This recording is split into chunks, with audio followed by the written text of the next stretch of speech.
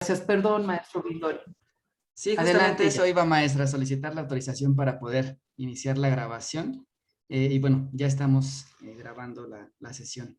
Pues como ya lo comentaba la maestra Cano, es un gusto tener a la doctora acompañándonos en estas pláticas. Como ya le platiqué yo, bueno, y platicamos en la coordinación, creo que tenemos el honor de tener académicas que son un referente a nivel nacional en cuestiones de este tema de género, de feminismo, y la verdad es que pues es un gusto, un placer, y pues aprovechar todo lo que se pueda con dudas, comentarios en relación con esta temática que nos va a compartir la doctora. Y bueno, antes de comenzar me permito leer su semblanza de la doctora Ana Buquet Corleto. Ella es investigadora titular definitiva del Centro de Investigaciones y Estudios de Género de la UNAM, doctora en sociología, maestra y licenciada en psicología. Es especialista y tiene diversas publicaciones sobre estudios de género y educación superior.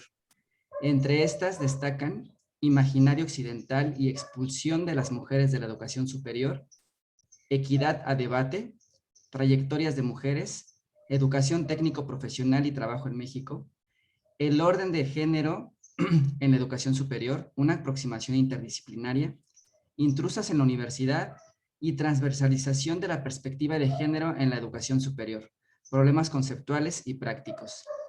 Tiene una amplia trayectoria en la construcción de instituciones, el diseño de políticas universitarias y públicas y el desarrollo de proyectos académicos en el área de género y educación superior.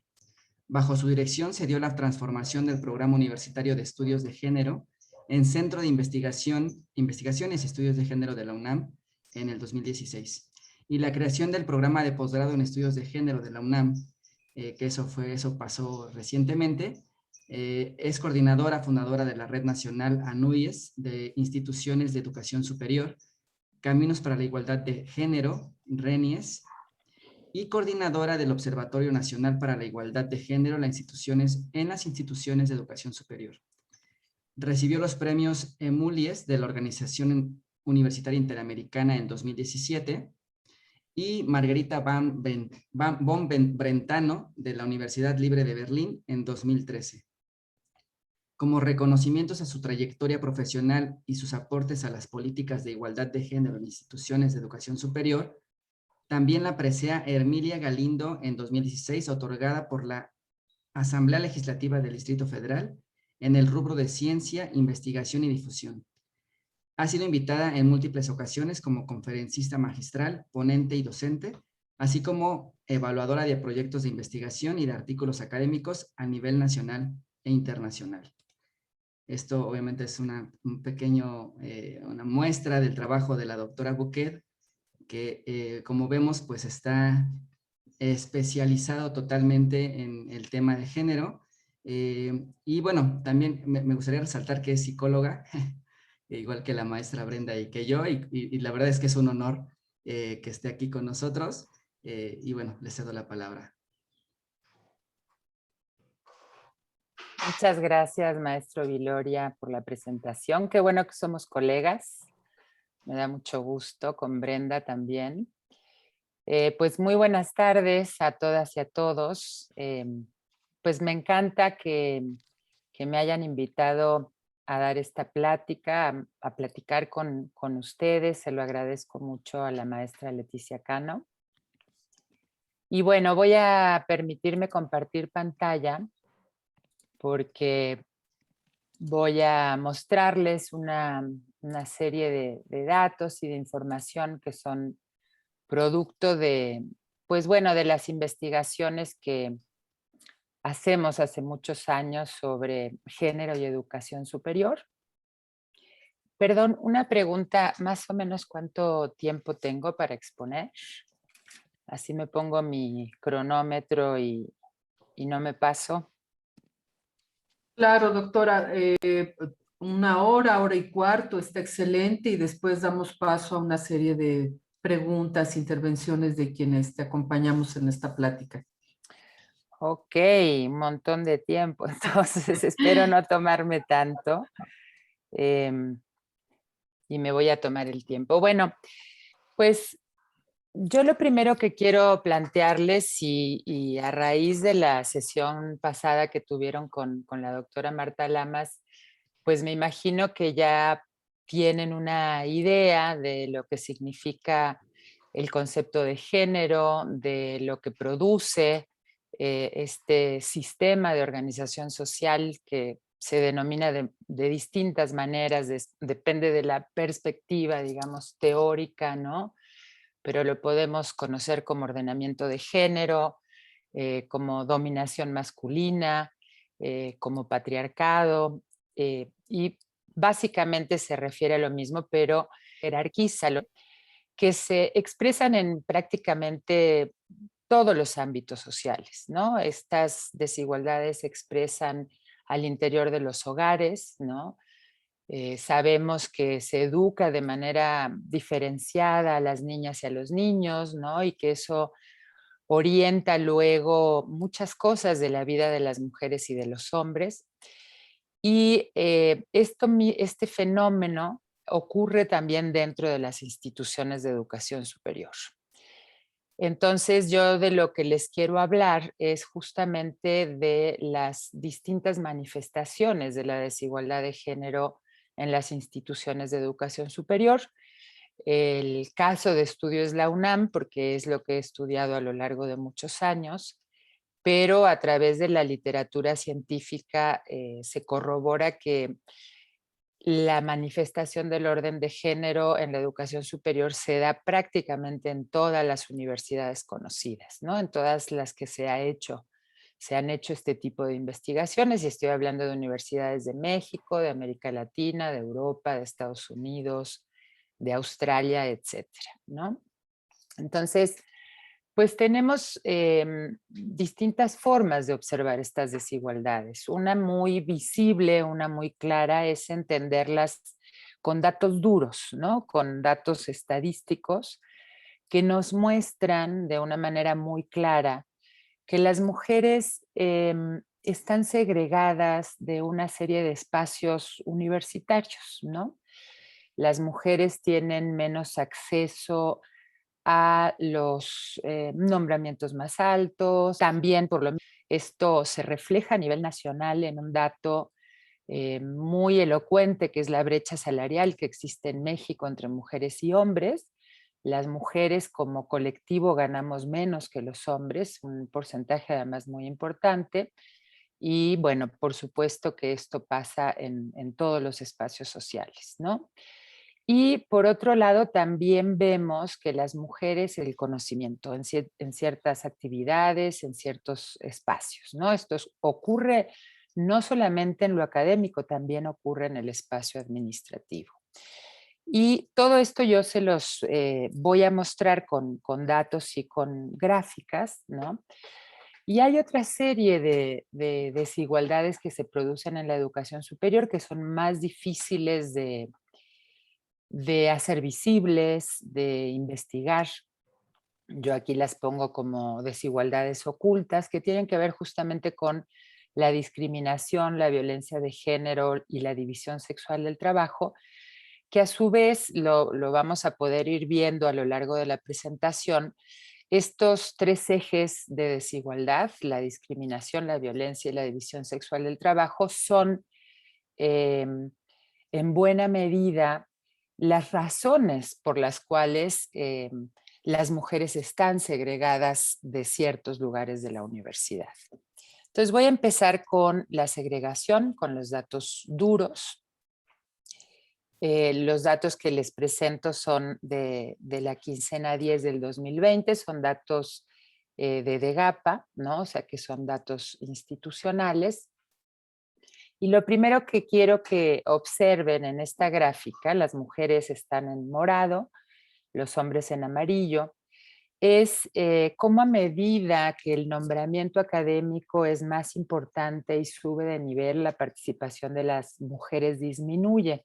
Si ustedes observan del lado izquierdo, tenemos el nombramiento de técnico académico y Del lado derecho, el nombramiento de investigador. Y en técnico académico tenemos una gran cantidad de mujeres, más del 50%, y sin embargo, a medida que cambia el nombramiento en profesor y profesora de carrera, va disminuyendo la cantidad de mujeres, pero a su vez, si ustedes observan, a medida que el nivel de este nombramiento de profesor sube, por ejemplo, en profesor A tenemos más mujeres que en profesor titular C, ¿no? Y a su vez, en el nombramiento de investigador, que es desde mi punto de vista el nombramiento pues académico más privilegiado de la universidad por una serie de características que si quieren luego las podemos platicar, es donde hay menos mujeres en la universidad y a su vez también hay más mujeres en investigador titular A que en investigador titular C. Entonces esto es una forma de segregación de carácter vertical, ¿no? Porque es jerárquica, porque tiene que ver con los niveles que tienen hombres y mujeres, por ejemplo, en este caso en los nombramientos académicos. Luego, otra forma de segregación, que es la segregación de carácter horizontal, ¿no? Que no tiene que ver con una cuestión jerárquica, es la segregación que existe en los distintos espacios disciplinarios, en las áreas de conocimiento. Y acá podemos observar a los dos subsistemas de investigación de la UNAM, el de humanidades y el de la investigación científica. Y acá se puede observar también con mucha claridad que hay más mujeres académicas en humanidades, incluso más de la mitad de las académicas en humanidades son mujeres, y en la investigación científica no alcanzan el 35%. O sea que también estamos observando que la distribución entre mujeres y hombres también está segregada en las áreas disciplinarias, ¿no? En los espacios de conocimiento. Ahora, a mí me gustaría que ustedes observen y se queden con este dato de que en humanidades hay más académicas que académicos varones, ¿no? Y que en la investigación científica son casi un 35%. Pero quiero que observen qué pasa ahora en esta siguiente gráfica que voy a poner, cuando analizamos el nombramiento más alto, que es investigador titular C. Lo que podemos observar es que en humanidades donde las mujeres eran mayoría, ¿no?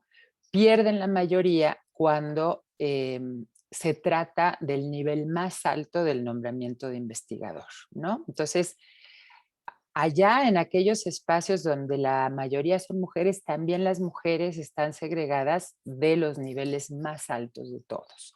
Y en la investigación científica disminuyen muchísimo, ¿no? Ustedes pueden observar que ahí donde eran casi 35% bajan al 22% cuando analizamos a las investigadoras titular C.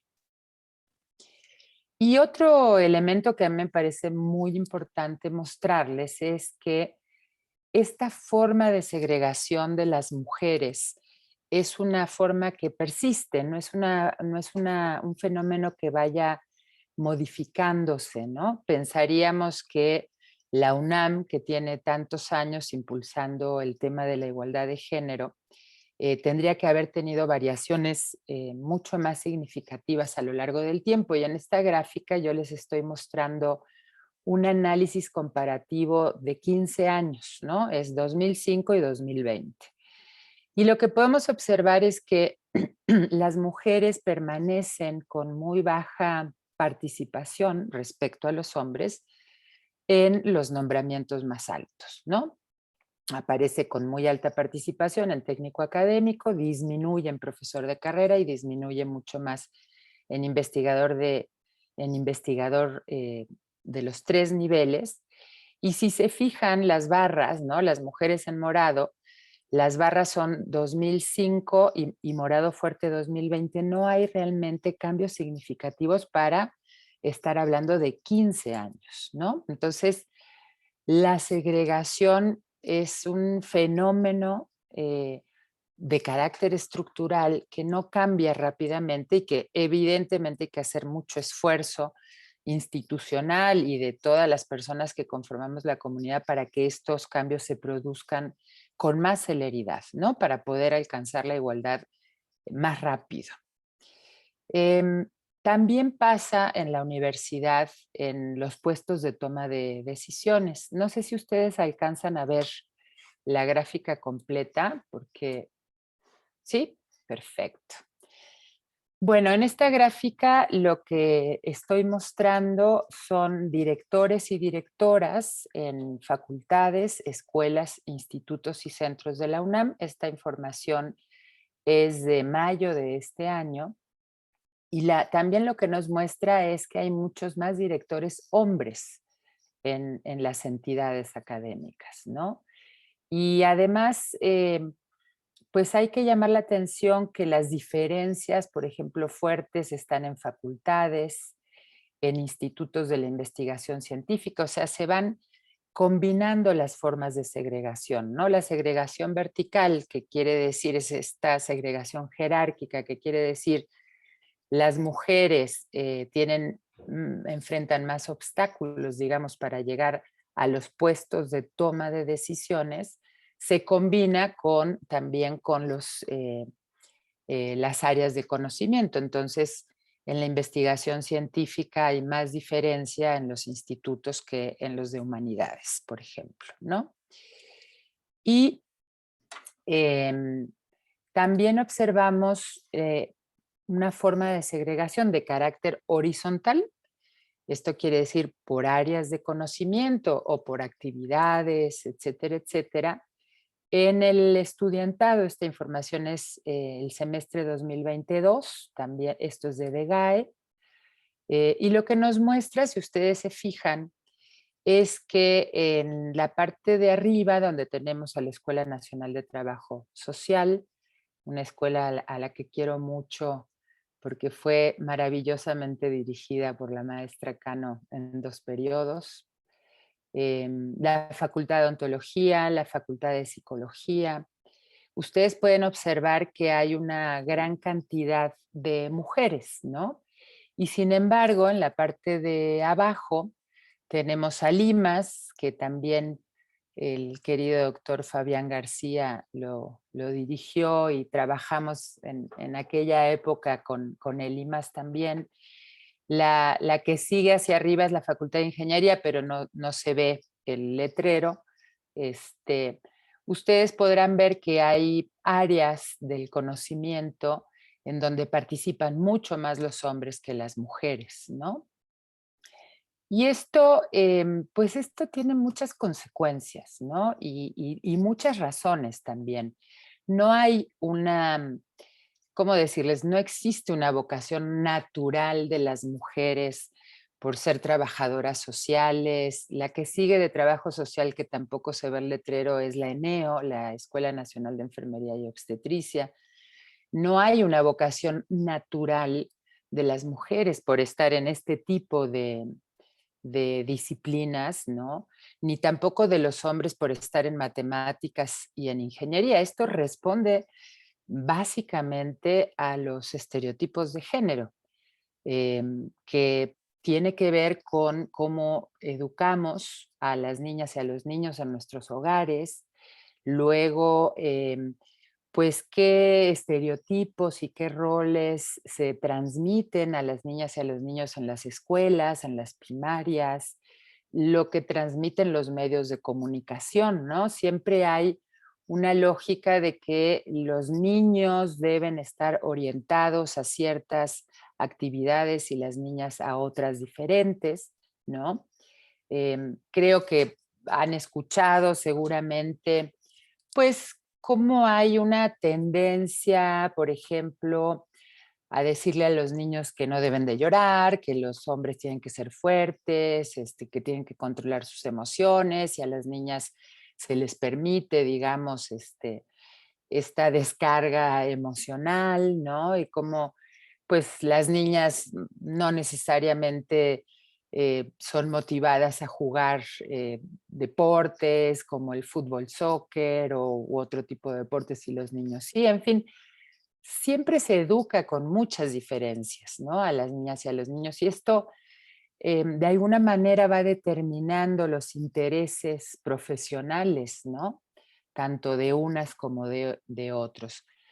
Y no tiene nada de malo, ni estudiar ingeniería ni estudiar enfermería, pero sí hay socialmente un reconocimiento diferenciado a estas profesiones, ¿no? Entonces, es muy claro y se puede saber con mucha facilidad que gana mucho más dinero un ingeniero que una enfermera, por ejemplo, ¿no? Entonces, el hecho de que el estudiantado elija de esta manera tan diferenciada las carreras que van a estudiar, pues digamos que produce consecuencias y desigualdades también en el mercado de trabajo, ¿no?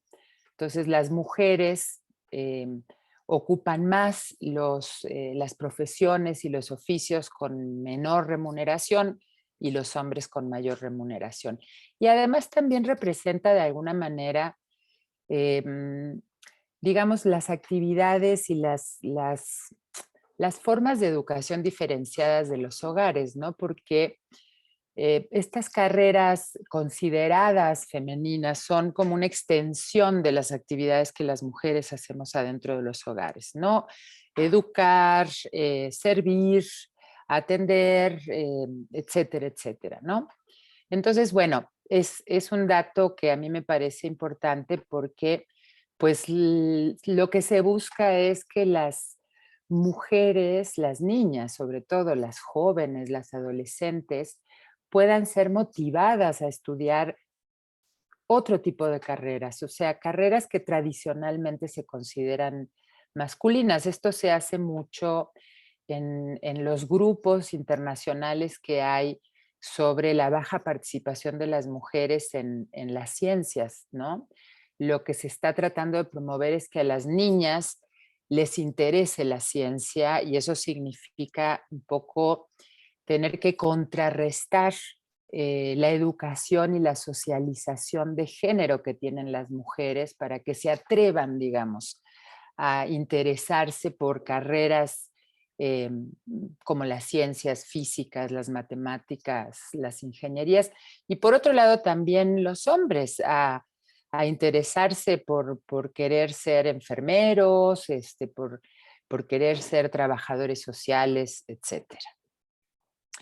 Bueno, hasta ahí los datos que yo les quería mostrar, ¿no? O sea, es como poder visualizar, digamos, que esta distribución tan diferenciada entre hombres y mujeres adentro de la educación superior se produce y ahí están los datos, ¿no? Ahora quiero entrar al tema de discriminación. Ya es uno de los 3 ejes que voy a abordar para entender cómo se produce la discriminación en la UNAM, pero en cualquier institución de educación superior.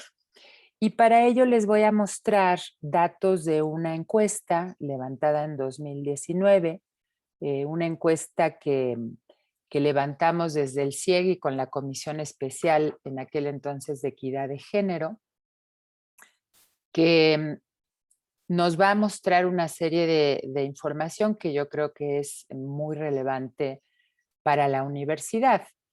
Y bueno, la primera esta es una pregunta de percepción, es personas que creen que existe discriminación adentro de la UNAM, ¿no? Y la gráfica está primero dividida en dos partes. Una parte es la discriminación, la percepción de discriminación en contra de las mujeres y la otra parte es la percepción de discriminación en contra de la población LGBT, ¿no? Y a su vez, cada una de estas partes tiene a las 3 poblaciones universitarias. La percepción de estudiantes, la percepción de la población académica y la percepción de la población administrativa. Y entonces lo primero que podemos observar en esta gráfica es que la percepción de discriminación es muy alta, es altísima, ¿no? Y a su vez podemos ver diferencias. La perciben más las mujeres, obviamente, ¿no? Y la perciben más en la población estudiantil también, hay una percepción más fuerte y en la población administrativa, sobre todo las mujeres, ¿no? Entonces, eso nos habla del sentir de la comunidad universitaria. O sea, hay una sensación, pues, de que hay discriminación. Y luego es muy difícil entender, ¿no?, cómo se produce esa discriminación. Pero yo les voy a enseñar algunos testimonios de varias investigaciones que hemos realizado en la UNAM que nos van a hacer entender cómo se producen en la vida cotidiana, ¿no? Son como micromachismos, se les llama también, porque son como pequeños actos muy sutiles que pareciera que no tienen importancia, pero que al producirse de manera sistemática y cotidiana van conformando esto, por ejemplo, que llamamos ambiente institucional. Esto también es parte de la encuesta. Y acá tenemos dividida la gráfica en 3 partes. Primero la población académica, en el centro la población administrativa y a la derecha la población estudiantil. Y esto ya no son percepciones. Esto, la pregunta directamente es, ¿quién ha escuchado este tipo de comentarios?, ¿no? Entonces esto ya no es una percepción, ya no es tan cualitativo, sino que es más cuantitativo, ¿no? La gente lo escucha y lo reporta de esa manera. Entonces, en la población académica, las frases más escuchadas son, pues, que las mujeres son menos inteligentes, ¿no? Justamente, que tiene que ver con la gráfica que veíamos de estudiantes, ¿no? Entonces, son menos inteligentes, no son capaces de estudiar cierto tipo de carreras, por ejemplo, ¿no? Que a las mujeres hay que echarles la mano porque no pueden solas, que logran ascender porque se acuestan con alguien, que eso es, pues, es también una forma de discriminación muy fuerte, ¿no? Voy a pasar a la población administrativa, que cómo no quieren que las acosen si miren la manera en la que se viste, o directamente, y disculpen, pero así está plasmado, que es una puta, ¿no? Paso a la población estudiantil, lo mismo que el anterior, y además también son feminazis, ¿no? Que es una manera de desacreditar a las universitarias que se movilizan para luchar en contra de la violencia de género, por ejemplo, ¿no? O para avanzar a condiciones de igualdad en la universidad. Y dejé para el final dos frases que se escuchan. Una es que parece gay, que eso nos habla de que hay, pues, un sentimiento importante de homofobia en la universidad, ¿no? Que es otra forma de discriminación de género, ¿no? Si quieren, luego hablamos por qué, ¿no? Y una última que a mí me interesa mucho comentarles y que se da en las 3 poblaciones es esta de es un mandilón. Y ustedes fíjense que cuando se dice eso de un hombre, lo que se está haciendo es criticarlo porque no está cumpliendo con los mandatos de la masculinidad, ¿no? O sea, un hombre que le dicen mandilón es porque seguramente tiene comportamientos no machistas, ¿no?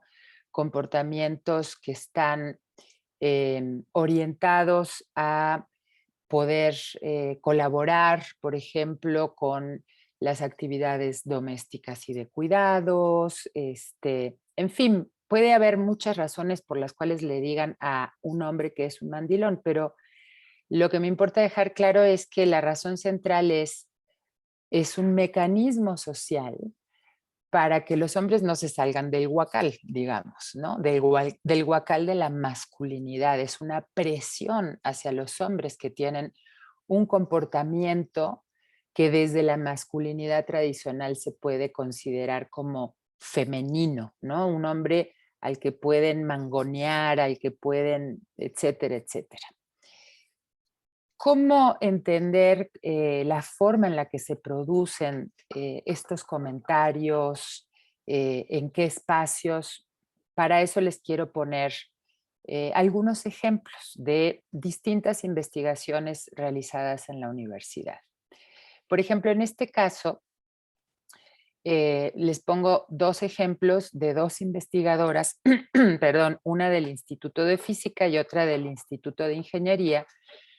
Y la de Física, cuando hice la entrevista, me contó esto como diciendo, bueno, solamente podrían pasar este tipo de cosas, ¿no? Que ella está parada en un pasillo del Instituto de Física hablando con otra mujer que también es investigadora en física y pasa un colega y dice, ay, qué chistoso es escuchar a 2 mujeres hablando de física, ¿no? Justamente tiene que ver con esto que es el imaginario, ¿no? El imaginario, cuando digo imaginario, es una cosa muy sencilla, no crean que es algo muy difícil, es las ideas socialmente compartidas, ¿no? Entonces, imagínense ustedes que un físico que trabaja con estas colegas se le hace raro ver a 2 mujeres hablando de física. Y es una forma, digamos, de poner en el ambiente que pues las físicas en el Instituto de Física son extrañas, ¿no? Por decirlo menos.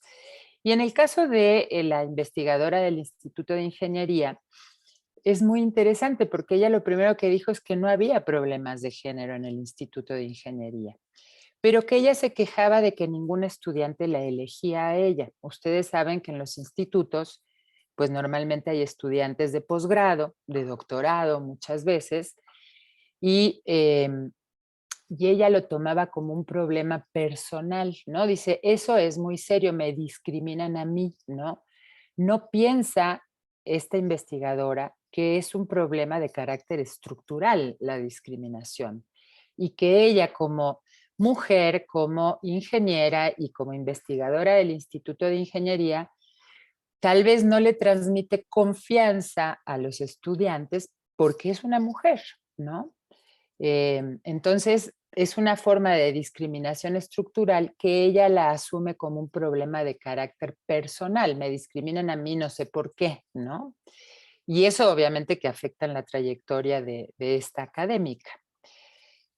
Tengo muchos ejemplos, pero no me quiero detener porque no quiero tomar tanto tiempo, ¿no?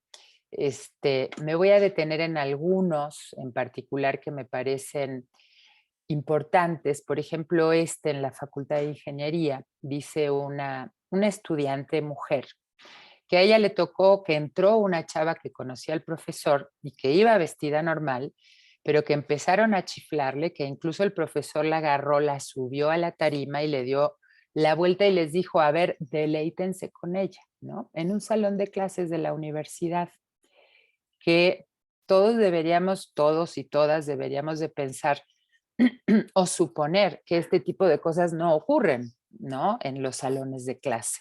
Pero los salones de clase son espacios de discriminación también, ¿no? U otro profesor, también fíjense en ingeniería, que le dice a las estudiantes, seguro ustedes solo vienen aquí a buscar marido, ya lo van a encontrar, así que no tienen que aprender, sálganse, ya tienen 10, ¿no? Imagínense ustedes la desmotivación que provoca esto en las mujeres que están estudiando ingeniería. Hace rato hablábamos de por qué no hay muchas mujeres en ingeniería, ¿no? Y hablábamos de todas las cosas que preceden, digamos, a que la mujer decida entrar en ingeniería, ¿no? Una serie de transmisión de estereotipos, socialización del género que hace que las mujeres pues se la piensen 6 veces antes de elegir ingeniería, pero una vez que eligen ingeniería se topan con el ambiente institucional de esa facultad, ¿no? En fin, acá es una chica de economía que se da cuenta de que pues no le gusta participar porque cuando participa se da cuenta de que sus compañeros varones se miran, murmuran, se ríen entre ellos y entonces se le quitan las ganas de participar, ¿no? Y este testimonio me parece muy elocuente. Es de un estudiante varón de la Facultad de Economía. Y él dice, nosotros las conocemos como las hormiguitas, porque tienen más facilidad primero de hacer grupos de estudio. Hormiguitas, qué bonito, forman grupitos y las ven estudiando y son muy macheteras. Yo no puedo decir que sean las personas que al momento de estar den la super idea, pero sí son muy conscientes de entregar las tareas, entregar trabajos, es una ventaja que ellas tienen, ¿no? Entonces hay un pensamiento de que las mujeres pues son hormiguitas, son talacheras, pero no pasan de ahí. Y esto no es un profesor, esto es un compañero estudiante, ¿no? O sea, también eso nos muestra que en la mentalidad de los jóvenes todavía permanece esta forma de pensar, ¿no? Que es una forma absolutamente discriminatoria. Me voy a pasar algunos temas que me parece que no son tan relevantes y voy a entrar al segundo eje que analizamos, que es la división sexual del trabajo, que proviene de la misma encuesta que levantamos con la Comisión Especial ahora de Igualdad de Género. Y cuando hablo de división sexual del trabajo, yo lo que les quiero mostrar básicamente es que el sistema de género justamente establece como actividades y espacios diferentes para hombres y para mujeres. Y una de estas actividades que las mujeres han tenido, digamos, a su cargo históricamente es la actividad de las tareas domésticas y las tareas de cuidados adentro de los hogares, ¿no? Entonces, sin importar que las mujeres trabajen en el espacio público, o sea, que sean investigadoras o que sean administrativas, etcétera, etcétera, la carga del hogar recae sobre las mujeres. Entonces, este es el dato que obtenemos de la encuesta, que es un dato también muy elocuente porque lo que nos muestra es que las mujeres dedican muchas más horas que los hombres a este tipo de actividades. Y esta gráfica está dividida de nuevo en las tres poblaciones, la académica, la administrativa y la estudiantil. Voy a empezar por la estudiantil. La diferencia de horas de trabajo doméstico y de cuidados en las alumnas frente a los alumnos es bastante reducida. Y esto tiene una razón muy concreta y es que normalmente las alumnas y los alumnos viven con sus mamás y sus papás y no son quienes se ocupan de las tareas domésticas y de cuidados.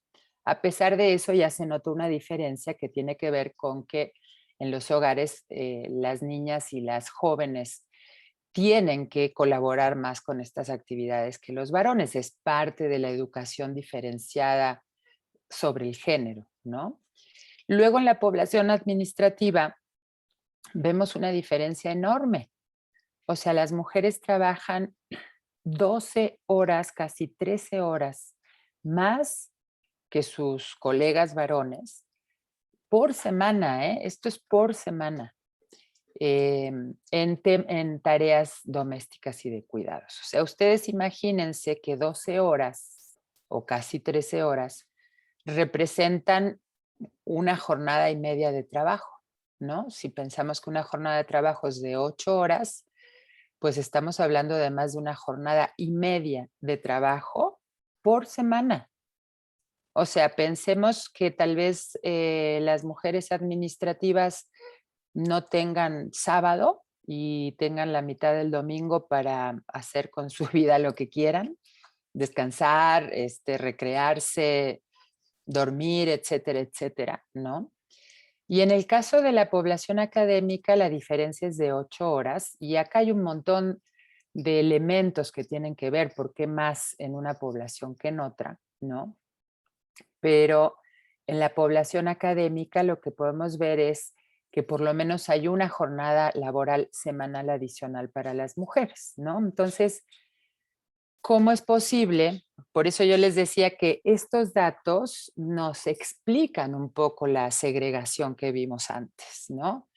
¿Cómo es posible que una investigadora llegue a ser titular C igual que un hombre si de 7 días a la semana, 5 tiene que dedicar a su trabajo académico, 1 entero al trabajo doméstico y se queda con un día libre, digamos, ¿no?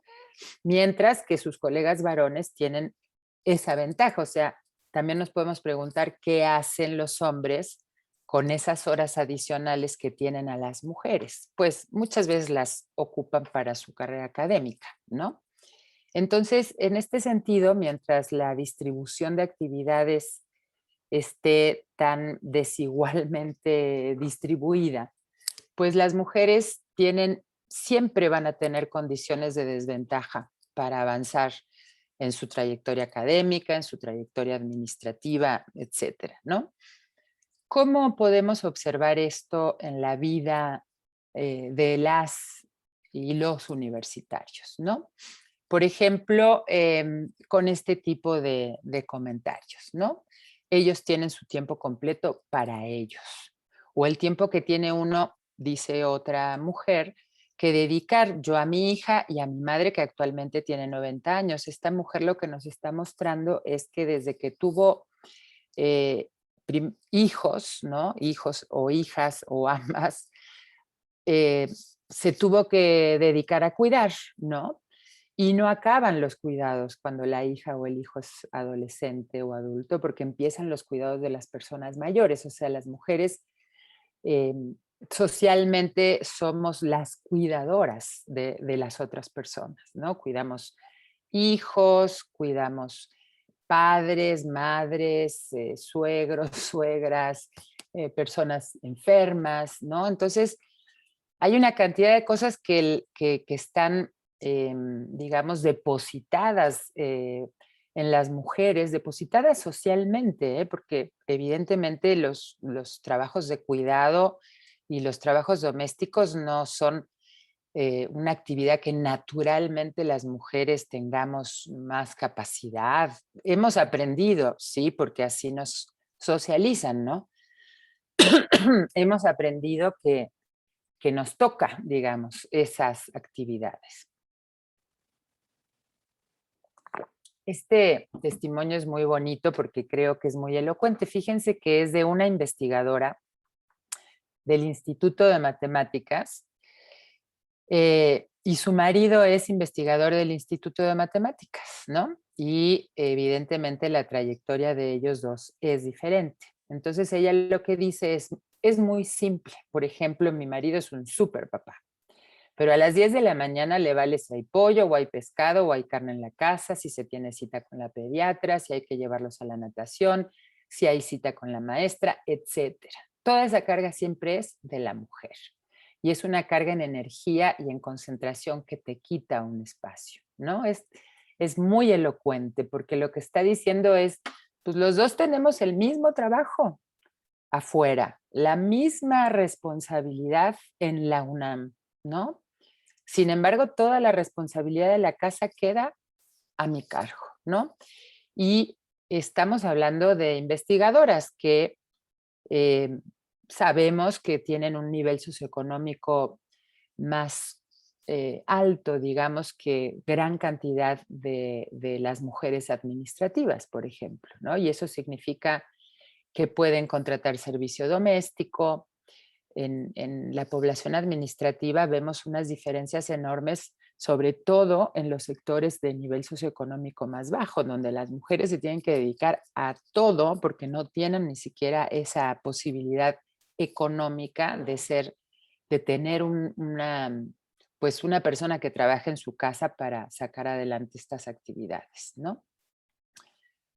Acá, por ejemplo, una académica de economía que dice que las profesoras ocupan la mayor parte de su tiempo en ir a atender a su familia. En cambio, el comentario que muchas veces yo he escuchado de los profesores es, ay, es que a mi hijo le pasó algo, le voy a hablar a mi mujer para que vaya a atenderlo, ¿no?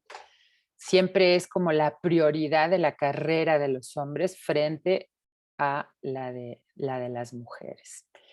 Y esto es lo que dice un académico hombre de la Facultad de Economía, que está un poco mal redactado, pero así fue dicho, y es, yo no siento que en mi vida haya encontrado algo en mis circunstancias de vida que haya sido freno para hacer lo que he hecho en mi carrera, ¿no? O sea, lo que nos están diciendo los varones es que ellos no encuentran dificultades, ¿no? No encuentran obstáculos.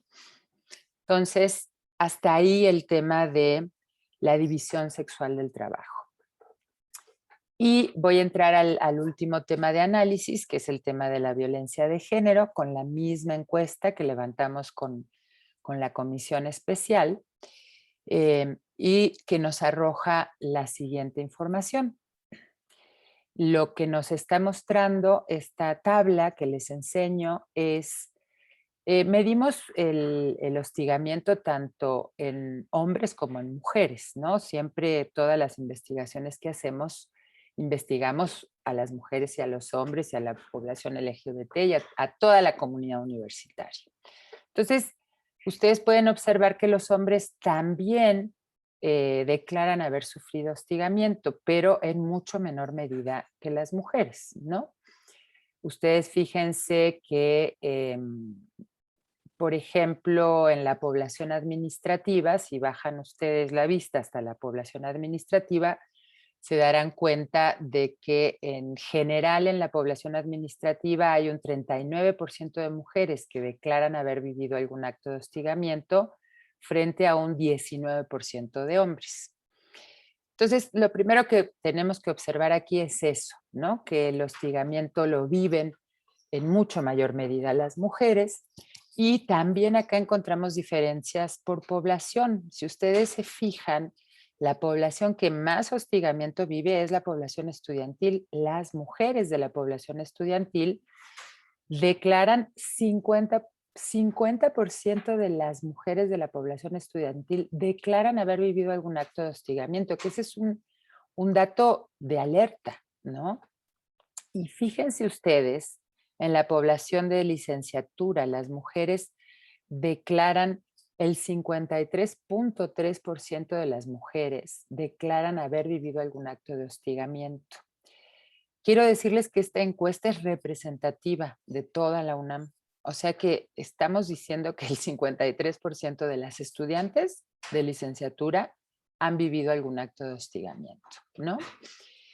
Y bueno, también, por ejemplo, en la población administrativa, muy marcadamente el personal de confianza, o sea, las mujeres contratadas a través de esta forma, que es de confianza, declaran también una gran proporción de estas mujeres haber vivido algún acto de hostigamiento. Entonces, ustedes ahorita estarán con la idea de, híjole, pero los hombres también viven actos de hostigamiento, ¿no? Y sí, según estos datos, ¿no? Según la encuesta, sí. Pero nosotras hicimos otro análisis. Hicimos en la encuesta, preguntamos quién es la persona que hostiga. Y esta tabla lo que les muestra también las tres poblaciones. Ustedes acá ven a las poblaciones, ¿no? La población académica, la administrativa y la estudiantil. Acá ven la población hostigada, ¿no? Mujeres y hombres que dicen haber sido hostigados por lo menos una vez. Y acá lo que vamos a observar en la columna del medio es quién hostiga a quién. Si ustedes se fijan, por ejemplo, en la población académica, la población hostigada declara que fue hostigada. Por ejemplo, las mujeres, el 5.4% dice que por mujeres y el 28.1% por hombre, pero fíjense los hombres, cómo el nivel en el que están los hombres de hostigar a otras personas. Entonces, los hombres hostigan a las mujeres, ¿no? Principalmente, acá 94.6% de las mujeres que declaran hostigamiento es por parte de un hombre, y el 71.9% de los hombres que declaran hostigamiento también es por parte de un hombre. Y en los tres rubros es exactamente proporciones similares, ¿no? En el personal administrativo igual, fíjense, los hombres y los hombres, también a la población masculina, ¿no? Y en la población estudiantil pasa lo mismo. Los hombres son los que hostigan a las mujeres y también a otros hombres, en mayor medida, pero en mucha mayor medida, ¿no? Y esto tiene que ver, incluso si ustedes han revisado los informes sobre la implementación del protocolo en la UNAM, van a observar datos muy parecidos. El 94% de las quejas las ponen las mujeres y el 94% de las personas señaladas son hombres, ¿no? Y esto tiene que ver, nos ha hablado, este sistema de género que jerarquiza lo masculino sobre lo femenino, pero que además domina, ¿no? Por eso un sociólogo francés que a mí me gusta mucho, que se llama Bourdieu, habla de la dominación masculina, porque es un sistema de dominación, ¿no? De lo masculino sobre lo femenino, que se traduce de dominación de los hombres sobre las mujeres. Y una forma de dominar es a través de la violencia, a través del acoso, a través del acoso sexual, ¿no? Entonces, esto tiene que ver con las masculinidades, o sea, cómo se socializan los hombres para incorporar en su... ¿Se fue el micrófono? Perdón, ¿alguien dejó de escuchar? No, sí se escucha bien. Ok, entonces continúo. Sí. Gracias. Entonces, pensar un poco como lo que yo hablaba de esta frase de es un mandilón, ¿no? O sea, la masculinidad tradicional, la masculinidad que quisiéramos que se transformara, ¿no? Porque es una masculinidad que domina, es una masculinidad que somete, es una masculinidad que violenta, tendría que cambiar, ¿no? Y claro que las niñas y los niños y las personas en general podemos configurar nuestras identidades de género desde lugares diferentes, ¿no? Primero, que no sean tan diferenciados. O sea, ¿por qué la sociedad ha buscado marcar tanto las diferencias entre hombres y mujeres? O sea, el género marca muchas más diferencias entre hombres y mujeres que el sexo biológico, por ejemplo, ¿no? Entonces, bueno, tiene que ver con esto, ¿no? El acoso, el hostigamiento, la violencia de género es una forma de disciplinamiento de las mujeres, ¿no? O sea, te acoso en la calle porque tú andas en la calle y tú no deberías de andar en la calle no es tu espacio, ¿no? Te acoso en la universidad porque la universidad tampoco debería de ser tu espacio, como dijo el profesor ese de ingeniería, ya sálganse del salón, ¿para qué están aquí? ¿No? Ustedes no corresponden a esto. Por eso nosotras escribimos ese libro que se llama Intrusas en la Universidad, ¿no? Porque todos los datos nos muestran que las mujeres en la universidad seguimos de alguna manera siendo intrusas a pesar de la cantidad de mujeres que somos, ¿no? Y bueno, estos datos que me parecen importantes, que es los espacios universitarios en donde las personas han sentido temor a sufrir acoso, ¿no? Entonces acá está dividido por mujeres y hombres. Ustedes fíjense la diferencia, ¿no? O sea, cómo las mujeres universitarias reflejan que tienen mucho miedo a sentir acoso en la universidad y en algunos espacios más que en otros, ¿no? En los espacios abiertos, todos los caminos, ¿no? De ciudad universitaria, pero de las FES y de las prepas y de los SHs, porque les digo que es representativa de todos los espacios, en los baños, en los estacionamientos y muy lamentablemente en las aulas, ¿no? O sea, fíjense ustedes que pues un 16% de las mujeres tiene temor a sufrir acoso adentro del salón de clases, un espacio que debería de ser absolutamente seguro, ¿no? Y por último, como dato, les quiero mostrar esto que también es preocupante porque en la UNAM tenemos un protocolo para atender la violencia de género y nosotras en la encuesta preguntamos quién conoce el protocolo. Y ustedes fíjense, en la población académica es donde más se conoce, sobre todo las mujeres, ¿no?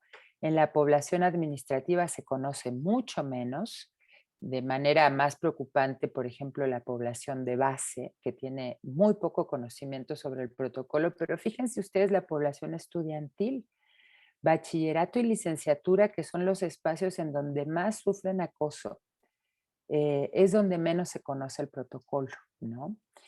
Entonces, pues yo quisiera dejarlo hasta ahí por ahora, porque llevo 50 minutos hablando. Podríamos, obviamente podríamos hablar de otras cosas, de cuáles son los avances en la UNAM, de qué hace falta, pero creo que esto era básicamente lo que yo les quería transmitir, ¿no? Pensando además en que el hecho de que una universidad sea igualitaria, realmente igualitaria, sustantivamente igualitaria, ¿no? No solo que haya medidas y acciones, sino que realmente esas medidas y esas acciones transformen todos estos datos que yo les he mostrado, o sea, que hagan que en la universidad las mujeres vivan la vida universitaria de una forma libre de violencia, que tengan las mismas condiciones de avanzar en sus trayectorias administrativas, estudiantiles o académicas, igual que sus colegas, que realmente haya una igualdad sustantiva, como se llame, ¿no? O sea, porque una cosa es la igualdad de jure, como le dicen, que es la igualdad en las leyes, en la normatividad, y otra cosa es la igualdad sustantiva, ¿no? Que quiere decir realmente tiene que haber cambios adentro de la universidad. Pues una universidad que llegue a tener condiciones de igualdad sustantiva va a ser una universidad mucho mejor y mucho mejor para todas las personas, no solamente para las mujeres, va a ser una igualdad, va a ser una universidad mucho mejor para las mujeres y para los hombres y va a ser mejor en todos los sentidos, porque además los cambios que se producen en la universidad se extienden a otros espacios sociales, ¿no? Entonces, que desde la UNAM podamos tener generaciones de estudiantes que vayan transformando su mentalidad sobre el tema de género y vayan y lo compartan con sus familias, con sus amistades. La universidad está aportando no solamente a mejorar a la universidad, sino a mejorar a la sociedad en su conjunto. Pues bueno, básicamente eso era lo que yo les quería transmitir y les agradezco mucho que me hayan escuchado y espero que no se hayan aburrido.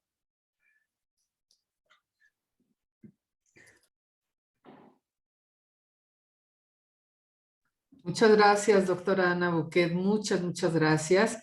Y bueno, pues le damos la palabra al maestro David Viloria para llevar a cabo esta segunda etapa, digamos, o fase de esta plática para pasar a las preguntas, por favor, reflexiones, aportaciones. Adelante. Sí, claro que sí, maestra. Muchísimas gracias. Bueno, pues creo que la discriminación es un problema que se vive obviamente en la universidad y obviamente la universidad es el reflejo de un estado, de los estados de la entidad federativa y no nada más eso, sino de todo el mundo, ¿no? Creo que la discriminación es un problema que persiste aún con todos los programas que se han intentado llevar a cabo, persiste a muchos niveles, lo cual es preocupante. Y bueno, creo que en la universidad se está haciendo todo lo posible para que haya una reconfiguración de esto que está muy internalizado tanto en hombres, ¿no? Sobre todo en hombres, pero yo creo que es un problema que está internalizado, es una situación que está internalizada en toda una sociedad, que ese es el gran reto, ¿no? Que hay que cambiar esto que está, cómo lo internalizamos todas y todos en una sociedad mexicana, que es bastante complejo. Bueno, pues si me lo permite, doctora, damos pie a algunas preguntas, por favor. La maestra Marisabel Gracida, por favor. Gracias, buenas tardes. Lo primero, agradecimiento total a esta claridad, perdón, en la exposición y en el sentido de la misma.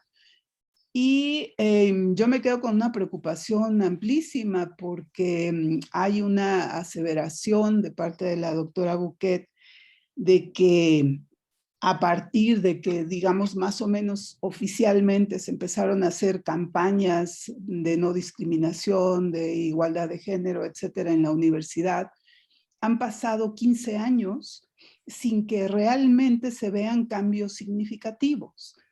Y en ese sentido, yo creo que la corresponsabilidad es de todos, pero me queda un poco esta sensación de que a lo mejor en el terreno de lo discursivo se utiliza más como una bandera de modernidad o de ser distinto, que realmente no se refleja en el día a día, ni en las aulas, ni en los espacios comunes, ni en la igualdad de condiciones o de oportunidades para el profesorado, para los investigadores, etcétera.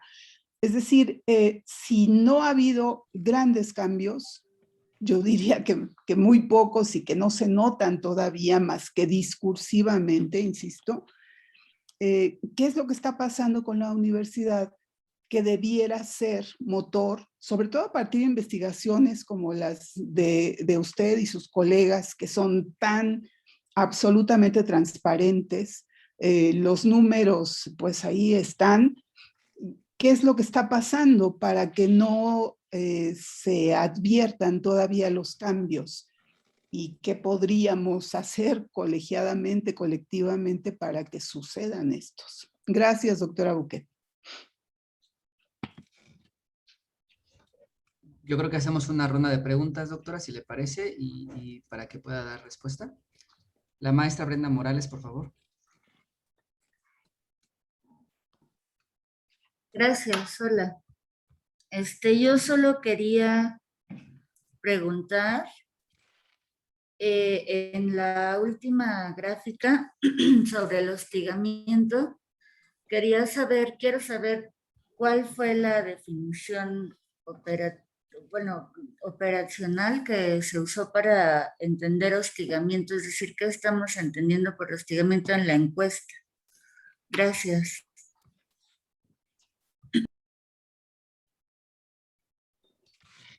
El licenciado Javier Urbieta, por favor. Su micrófono está apagado, licenciado. Ya, perdón, muchas gracias, maestro.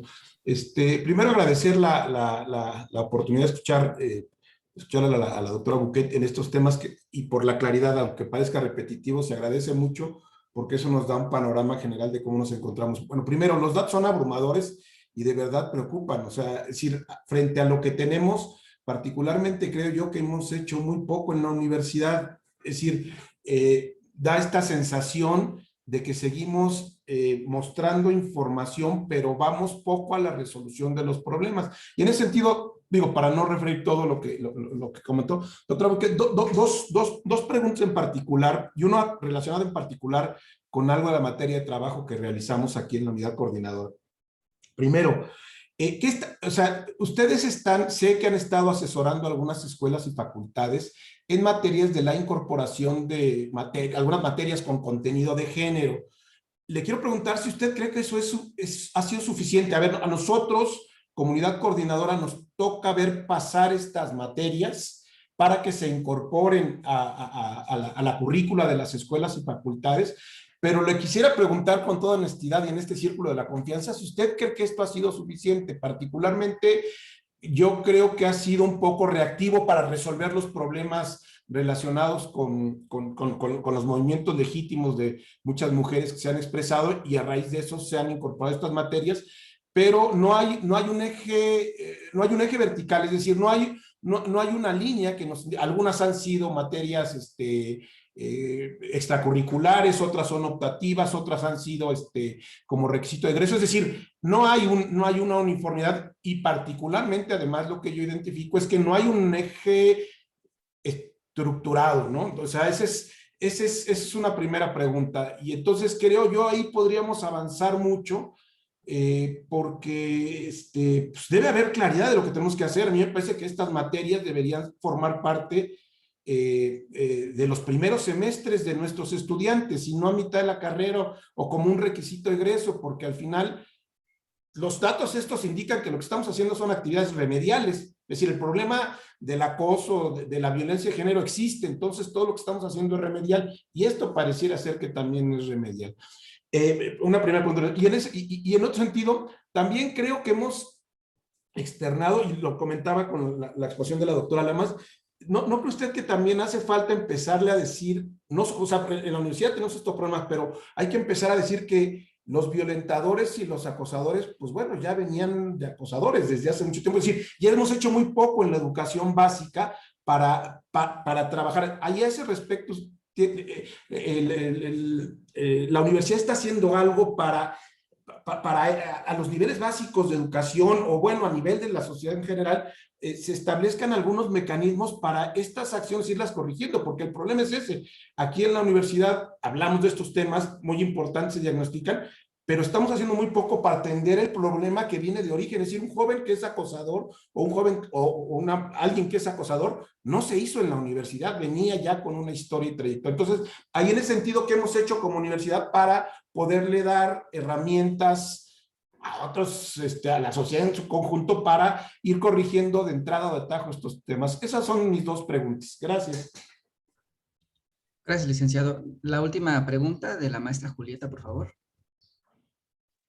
Hola, ¿qué tal? Buenas tardes. ¿Sí me escuchan? Sí. Sí, Ok, perfecto. gracias. Sí, perdón, no activo mi cámara porque tengo problemas para la configuración, pero pues bueno, uno de mis comentarios es, sí, estoy de acuerdo con los comentarios que han hecho, que estas gráficas todos los datos que muestran, pues sí son preocupantes.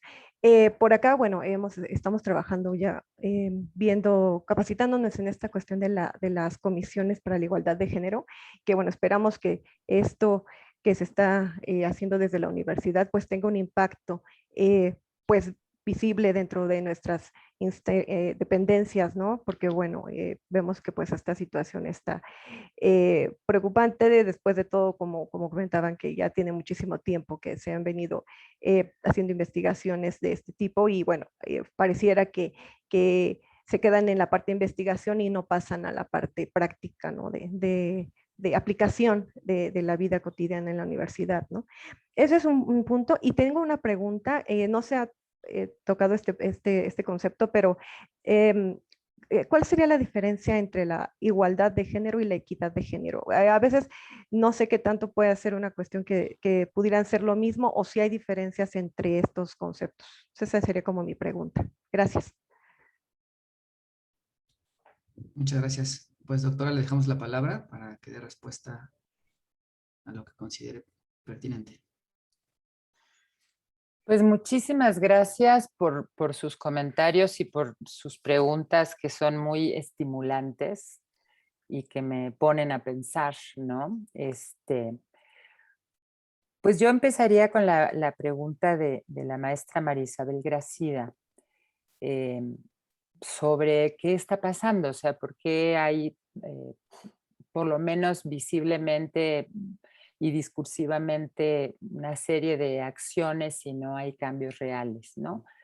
Lo primero que hay que decir es que la transformación del orden de género es titánica en el mundo entero, ¿no? O sea, no es fácil transformar un sistema cultural, social, incluso subjetivo e individual, porque hemos hablado de que cada una y cada uno de nosotros incorpora el género, ¿no? De cierta manera. Y es una maquinaria muy compleja, que funciona además desde una lógica natural, ¿no? O sea, salvo las personas que empezamos a analizar estos temas, todas las demás lo que piensan es que estas diferencias son naturales y que no hay por qué cambiarlas porque así las estableció la naturaleza, ¿no? Entonces es muy difícil transformar un sistema de esta naturaleza con esta complejidad que además viene funcionando hace milenios. O sea, no quiero desmotivar a nadie, pero digamos que la subordinación de lo femenino a lo masculino tiene miles de años, ¿no? O sea, no es reciente, se ha ido transformando en cómo se manifiesta, cómo se produce. En la sociedad hemos avanzado muchísimo, ¿no? En obtener una serie de derechos humanos. Se ha avanzado mucho sobre los temas de igualdad, mucho más, yo coincido con la maestra Gracida, mucho más a nivel discursivo que a nivel sustantivo, ¿no? Pero sí hay muchas cosas que hacer y yo creo que en la UNAM hay avances en algunos sentidos, hay avances concretos a nivel de normatividad, ¿no? O sea, se ha modificado la legislación universitaria, mucho menos de lo requerido, ¿no? Porque la legislación universitaria debería armonizarse con algo que se llama el bloque de constitucionalidad en derechos humanos e igualdad de género, que quiere decir que la legislación universitaria debería de estar atravesada por las convenciones internacionales a las que México se ha adherido, ¿no? Etcétera. No me quiero detener en eso. Se han creado estructuras en la UNAM, ¿no?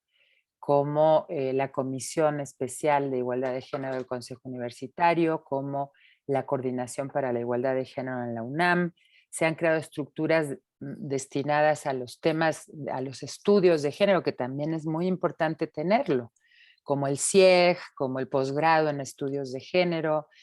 Se empiezan a conformar las comisiones internas de igualdad de género, o sea, para, digamos, transformar este sistema se requieren de múltiples intervenciones y acciones, ¿no? Porque al final la apuesta es transformar la cultura y transformar la cultura es muy complicado. Pero me voy a cosas más concretas, ¿no? Que tiene que ver con el papel que puedan jugar las CINIG, ¿no? Creo que es muy importante porque son, digamos, es el espacio que va a llevar el tema a cada entidad y dependencia universitaria, ¿no? El espacio local. Yo creo que las CINIG pueden jugar un papel muy importante en lograr avances para alcanzar la igualdad sustantiva. La SIGU está haciendo un montón de cosas que ya empezarán a generar resultados, ¿no? Lo que ustedes hacen en el CACS, por ejemplo, fíjense, esto a mí me parece fundamental y tiene que ver con una de las preguntas del maestro Urbieta, ¿no? Que tiene que ver con las materias y las asignaturas en temas de género. Es fundamental. Eso es algo que se viene promoviendo hace mucho tiempo, ¿no? La maestra Cano lo sabe perfectamente desde la Comisión Especial de Igualdad, o sea, la necesidad de que todas las carreras universitarias, todas, aunque sea matemáticas, aunque sea ingeniería, tengan por lo menos una materia de género obligatoria, ¿no? Y ahí voy un poco a los comentarios del maestro Urbieta, o sea, por lo menos tiene que haber una materia obligatoria, por lo menos, ¿no? Yo sé que cada facultad y escuela está encontrando el mecanismo para que, digamos, liberar los obstáculos que significa meter una materia obligatoria en un plan curricular, ¿no? Sabemos que las reformas curriculares son complejas, que a veces llevan años, que nadie se pone de acuerdo, etcétera, etcétera. Entonces, por ejemplo, la Facultad de Filosofía y Letras, si ustedes lo saben, porque, bueno, quienes son del CACS, encontraron un mecanismo que es una actividad extracurricular obligatoria. Entonces, no tocan el plan de estudios, pero obligan a las alumnas y a los alumnos a tomar esa actividad extracurricular. Es un mecanismo hasta que los planes de estudios se pongan en reforma, ¿no? Ahora, yo considero, igual que el maestro Urbieta, que tienen que estar en el primer semestre, porque lo que queremos es que el comportamiento del estudiantado en la universidad se transforme, porque como él dijo, ya llegan así, ¿no? O sea, ya llegan con comportamientos de género como como la violencia o el acoso que traen de sus familias, de sus hogares, de su vivencia con sus grupos de amistades, lo que sea, ¿no? Y la universidad lo que busca es, pues, formar a nuevas generaciones desde una lógica de los derechos humanos, de la igualdad de género, del respeto, de la libertad, de la capacidad de crítica, etcétera, todo lo que sabemos que tiene que hacer una universidad, ¿no? Entonces, pues yo creo que el trabajo que se está haciendo en el CACS es fundamental, porque ustedes están, y no sé si se está haciendo en los otros consejos de área. Aquí está el doctor García Nochetti y nos podrá decir, pero es absolutamente fundamental. No debería haber ninguna carrera en la universidad que no tuviera por lo menos una materia obligatoria en perspectiva de género, pero además hay muchas carreras, muchas, que debería de transversalizarse el género en la carrera. Por ejemplo, derecho, ¿no? Derecho debería de estar transversalizado por el género porque prácticamente todo lo que se analiza en derecho, si no se analiza desde ahí, se va a seguir manteniendo, digamos, la desigualdad también a nivel jurídico, ¿no? Y en el gobierno se han hecho miles de cosas para cambiar la manera en que se juzga, ¿no? Juzgar con perspectiva de género, para incorporar todos los acuerdos internacionales y los máximos estándares de los derechos humanos y la igualdad. Entonces, economía también es una carrera que debería de por lo menos atravesarlo a través de varias materias, pero pues ahora existe una corriente muy fuerte que se llama economía de los cuidados. Por ejemplo, desde la economía se analizan las brechas salariales, desde la economía se analiza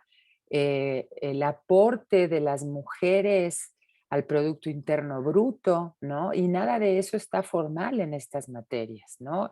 En psicología, en fin, no me quiero detener, pero sí hay carreras que deberían de estar completamente atravesadas por este tema. Y una cosa que para mí es fundamental es que en las prepas y en los SHs haya materias, y ahí se podría meter una materia por año tal vez, ¿no? O sea, sí es muy importante incorporar esta perspectiva porque desde la UNAM estamos formando nuevas generaciones, ¿no? O sea, y qué mejor que estas generaciones adquieran esa conciencia, ¿no? Sobre las desigualdades que se producen en este tema y en todos los demás, pero en este tema en particular. Entonces, no hay que desmotivarse, digamos. La lucha feminista por la igualdad tiene mucho tiempo, tiene siglos. Recordemos a las sufragistas, por ejemplo, ¿no?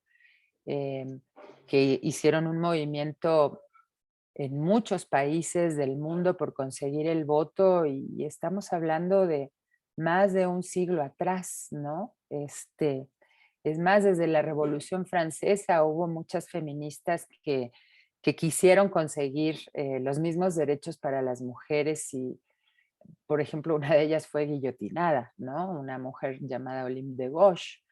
Entonces, el feminismo, que además yo hablo del feminismo con mucha tranquilidad y claridad, porque el feminismo, a veces la gente oye feminismo y creen que es una mala palabra, un problema.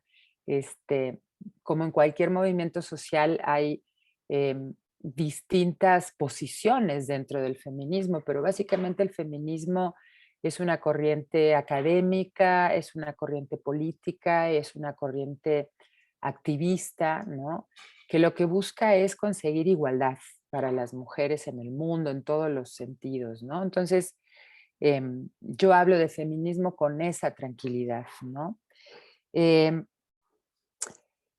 A Brenda es digamos, la pregunta que se hizo sobre hostigamiento es una pregunta compuesta con 13 reactivos.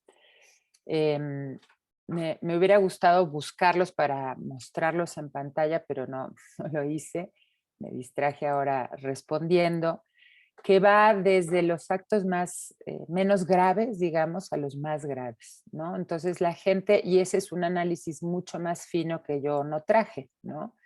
Porque en esos 13 reactivos puede haber desde comentarios incómodos sobre tu vida sexual, ¿no? Piropos no deseados, llamadas telefónicas, subidas de cosas a internet, etcétera, etcétera, hasta manoseos y hasta llegar a la violación, ¿no? Entonces estamos hablando de 13 actos con consecuencias diferentes, ¿no? Y ese es un análisis que habrá que hacer en su momento, pero básicamente está un poco alineado, digamos, a la clasificación que tiene el Instituto Nacional de las Mujeres, ¿no? Que tiene que ver con todo este grupo de cosas que son molestias hacia las mujeres, de piropos, de comentarios desagradables, chistes, etcétera, etcétera, con un segundo grupo que ya hay una cosa como de acecho, ¿no? Porque te están mandando cosas, te están molestando ya de manera más directa, hasta lo último que ya incluye la violencia brutal, que significa una violación, ¿no? Eso fue lo que medimos en la encuesta. Y respecto a lo que pregunta Julieta, pues se los voy a decir de la manera más fácil que yo lo he comprendido también, ¿no? La igualdad es el fin y la equidad es un camino para llegar a la igualdad. Básicamente esa es la diferencia que yo podría distinguir entre equidad e igualdad. Equidad es un mecanismo además muy antiguo que se adopta desde el ámbito del derecho, porque cuando las leyes son muy generales, y lo importante de las leyes es que sean muy generales para que abarquen a todas las personas, también pueden las propias leyes cometer injusticias con personas que no cumplen con esas condiciones para poder disfrutar de los derechos de una ley general, y ahí nace el mecanismo, este concepto de equidad, ¿no? Que es, lo puedo poner, un ejemplo es, si en un salón de clases la maestra o el maestro organiza al alumnado en orden alfabético, supongamos, se sientan en orden alfabético, ¿no? Y hasta puede empezar por la Z, si quiere, para que los que tienen apellidos con letras al final del alfabeto no siempre se sienten atrás, ¿no? Pero de repente alguien que quedó atrás del salón por su apellido tiene problemas visuales. ¿Qué hace el mecanismo de equidad? Pues permitir que ese niño o esa niña con problemas visuales se siente adelante de todo, aunque su apellido no corresponda con quienes están adelante, ¿no? Ese es un mecanismo de equidad. Entonces la equidad se utiliza para, digamos, equilibrar las diferencias, en el caso de la equidad de género, para equilibrar las diferencias históricas que han sufrido las mujeres a lo largo de la vida, ¿no? Entonces, pero lo que necesitamos conseguir es la igualdad. ¿Por qué? Porque la igualdad es un derecho humano, la igualdad es algo que se puede reclamar, ¿no? Entonces, cuando hablamos de qué es lo que queremos conseguir, tenemos que hablar de igualdad, porque eso es lo que podemos reclamar. No podemos reclamar equidad, ¿no? La equidad la tenemos que utilizar como un mecanismo para conseguir cosas. Por ejemplo, si en la UNAM, en la Facultad de Arquitectura, nunca ha habido una directora mujer, ¿no? Un mecanismo, y esto va más allá de la equidad, puede ser una acción afirmativa, ¿no? Que la acción afirmativa también es como un mecanismo de este concepto de equidad para avanzar en lugares donde estamos muy trabados, ¿no? ¿Qué se puede hacer en un caso de una facultad que nunca haya tenido una directora mujer? Pues hacer una terna de mujeres, ¿no? Y además sabemos que hay una enorme cantidad de mujeres en la universidad con la capacidad absoluta de dirigir las facultades, ¿no? Entonces, eso es lo que se puede hacer. y ese es un mecanismo que se utiliza para ir alcanzando condiciones de igualdad. Pues creo que respondí a todo lo que me habían comentado y preguntado, así que dejo para... Gracias, doctora. Bueno, parece que tenemos otras 2 preguntas, si todavía tenemos un poquito de tiempo, si nos lo permite. De parte del doctor Demetrio Fabián y después de Gabriela Vázquez, de la maestra Gabriela Vázquez. Sí, muchas gracias. Bueno, primero que nada, pues, muchas gracias por la charla y realmente, pues, es un gusto y un privilegio escucharte y además, pues, abordar estos temas que, desde luego que tú conoces ampliamente y lo explicas de una manera tan clara que realmente uno nunca termina de aprender tantos temas que son muy interesantes. Un tema que nos preocupa, desde luego, en el Consejo Académico del área de Ciencias Físico-Matemáticas y las Ingenierías, es de hecho por la participación justamente de un mayor número de mujeres en la ciencia, en las ciencias físico-matemáticas y las ingenierías. Y la realidad es que sí, la participación de mujeres en diferentes carreras de esta área, pues está subrepresentadas. Eso se puede ver a diferentes razones. Se ha hablado ya anteriormente de ciertos estereotipos que vienen desde la casa, de la educación más básica, etcétera. Pero creo que también los esfuerzos que se han estado haciendo, por ejemplo, del Día Internacional de la Mujer y la Niña en la Ciencia, pues ayudan también, pueden ayudar en ese sentido y en esa dirección. Y las actividades que los institutos, por ejemplo, realizan durante esos días, la semana de la ciencia para las mujeres y sobre todo para las niñas, organizando una serie de actividades, sí han despertado el interés, desde luego, en muchas niñas, acercarse un poco más a estas áreas, pero todavía hay mucho que hacer y definitivamente, pues, sí, sigue siendo en números reales, pues, una diferencia grande entre la participación de tanto de hombres como mujeres en ese sentido. Y ahí la pregunta es, ¿lo estamos haciendo bien? ¿Qué nos falta por hacer? ¿Por dónde podemos empezar? Digo, porque se han hecho esfuerzos a lo largo de diferentes etapas y realmente, pues, no logramos tener, digamos, el impacto que quisiéramos, ¿no? En ese sentido.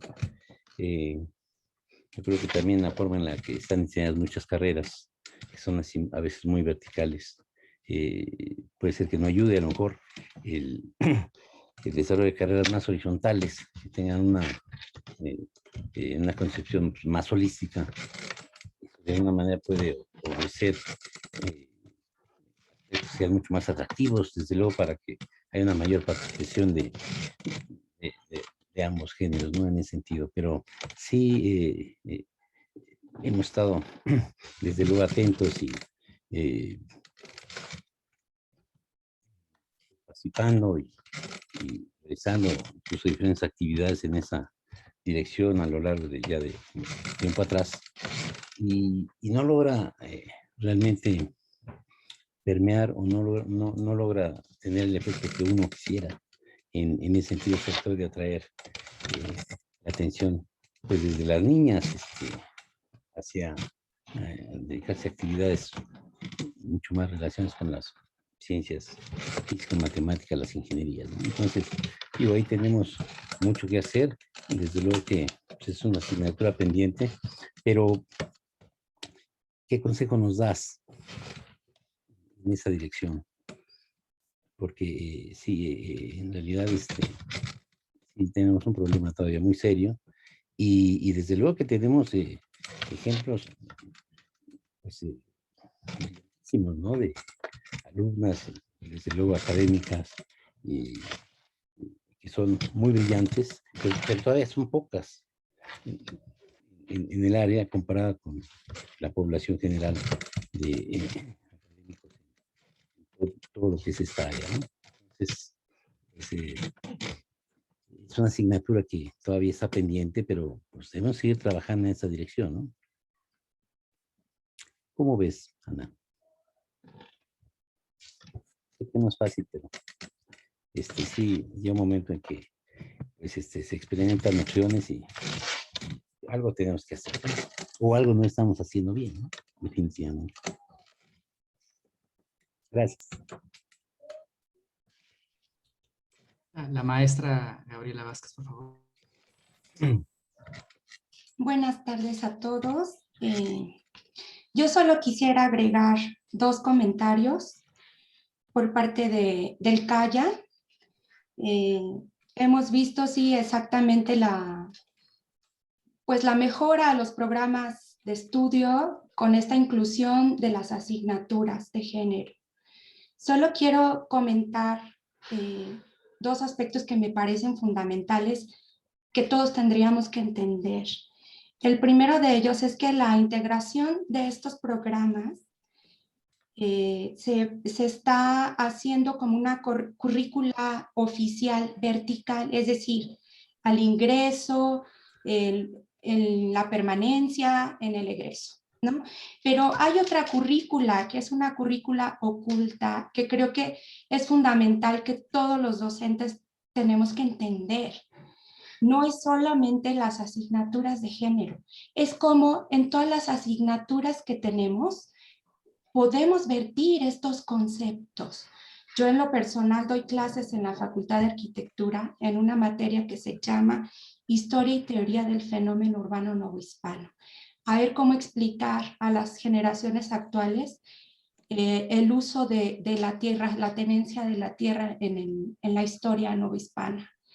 Cómo explicar el mayorazgo, es decir, solo los varones podían heredar la tierra, ¿no? Entonces ahí es una currícula oculta. ¿Cómo podemos explicar a las nuevas generaciones, en mi caso desde la historia, ¿no? Cómo se han dado estas transformaciones a través del tiempo. Y esto solo es una clase de historia, ¿no? Me imagino que en todas las facultades tendría que operar un poco este mecanismo con esta currícula oculta que me parece que es más vertical, ¿no? Y así sí se puede consolidar, digamos, pues una educación más igualitaria para todos. Y otro segundo punto, si me permiten, es esta búsqueda de la congruencia, no solo a nivel educativo con los estudiantes, todos, tanto docentes como personal de confianza, trabajadores de base, ¿no? Todos los funcionarios, tenemos que capacitarnos, tenemos que cambiar nuestra manera de pensar para que en realidad la universidad tenga este cambio congruente que necesitamos tener.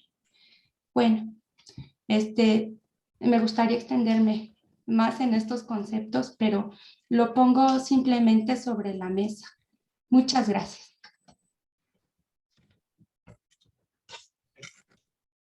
Bueno, si le parece, doctora, la última pregunta de la maestra Liliana, por favor. Muchas gracias, doctora, por la información que nos comparte, por sus comentarios. Siempre es un placer verdaderamente escucharla. Y estaba recordando un poco y pensando en todo este trayecto que nos ha compartido. En 2005 tuve la oportunidad de ponerme los lentes de género como nos decían en lo que era el PUEG, a través del diplomado que tuve oportunidad de tomar con ustedes en el PUEG. Y en ese entonces, pensando en la Nacional Preparatoria, parecía muy complejo, lejos, difícil que se incorporaran temas de género a los programas, que se hablara de género en la Nacional Preparatoria. Y a pasos lentos, es cierto, tiene usted toda la razón, la tarea es enorme, lo que hace falta por hacer es enorme, pero actualmente, con base en la actualización de los programas de estudio de la Escuela Nacional Preparatoria, también hemos logrado incorporar algunos temas dentro de los programas.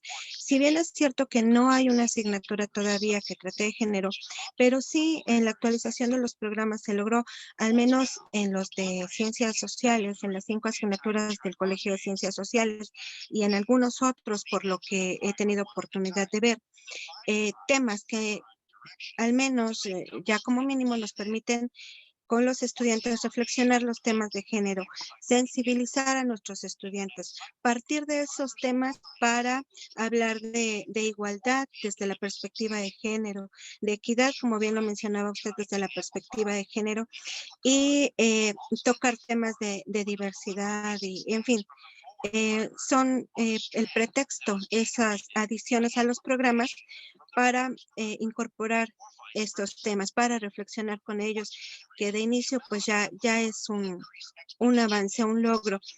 En cuanto a las comisiones internas, y en este sentido iría mi pregunta, aparte del comentario, ¿qué recomendaciones nos daría? Tengo oportunidad de ser parte de una de las comisiones internas o de la comisión interna del plantel 6 de la Nacional Preparatoria y desde su expertise, desde su experiencia, ¿qué recomendación nos daría para seguir avanzando en este sentido con el estudiantado en la Nacional Preparatoria? Muchas gracias, doctora, y muchas gracias al CACS por la invitación.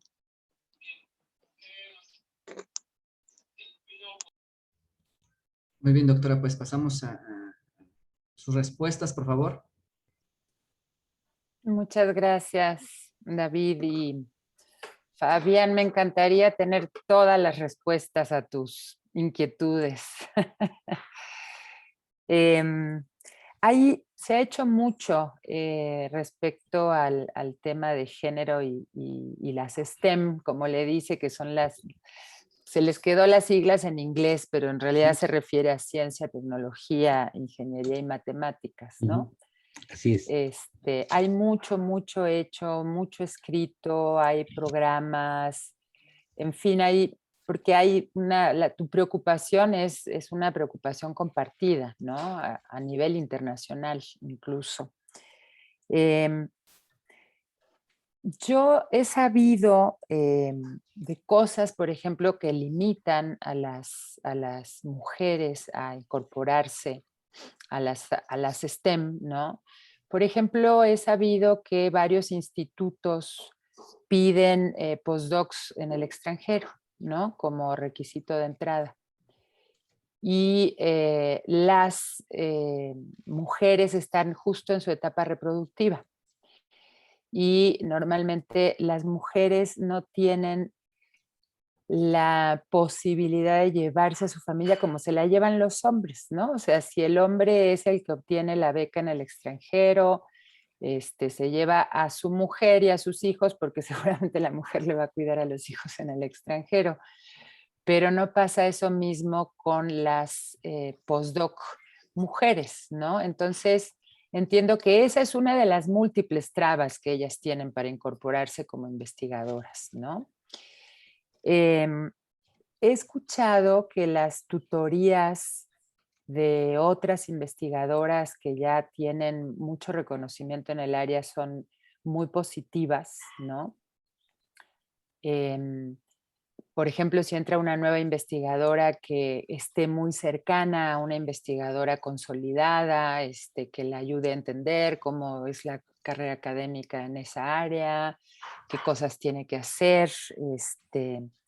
Hay otras medidas que se han tomado en universidades del extranjero. Yo conozco en particular el caso de la Universidad Libre de Berlín, que tiene muchos años implementando estas acciones y a méritos semejantes se le da prioridad al sexo subrepresentado, que en el caso de las áreas de ustedes pues siempre son las mujeres, ¿no? Entonces, a veces la meritocracia es un obstáculo más, porque la meritocracia no siempre es objetiva, ¿no? Hay mucha literatura también académica sobre los problemas de la meritocracia, ¿no?